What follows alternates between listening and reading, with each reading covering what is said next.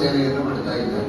ಸುಮಾರು 50 ಜನರಿಗೆ, ವಿದ್ವಾಂಸರಿಗೆ ಅವರವರ ಇದ್ದಲ್ಲೇನೆ ಕಾರಣಾಂತರಗಳಿಂದ, ಕೆಲವರು ಹಳ್ಳಿಯಲ್ಲಿರಬಹುದು, ಪಟ್ಟಣದಲ್ಲಿದ್ದರೂ ಕೂಡ ವಿಶೇಷವಾಗಿ ಅವರಿಗೆ ಅನುಕೂಲತೆಗಳು ಕಡಿಮೆ ಇರಬಹುದು.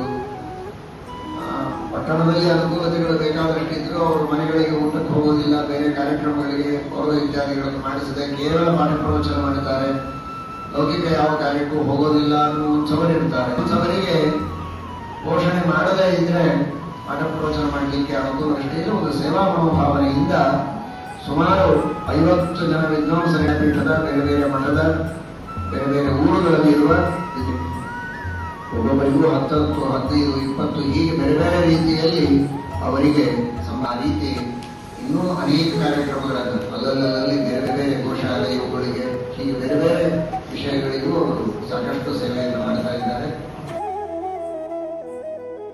ಅಷ್ಟು ಸಂಖ್ಯೆಯಲ್ಲಿ ಈ ಶಾಸ್ತ್ರದ ಸೇವೆಯನ್ನ ಆ ಎರಡೂ ರೀತಿಯಿಂದ ಅವರೆಲ್ಲ ಮಾಡ್ತಾ ಇದ್ದಾರೆ. ಅವರಿಗೆ ವಿಶೇಷವಾಗಿ ದೇವರ ಅನುಗ್ರಹವನ್ನು ಮಾಡಲಿ.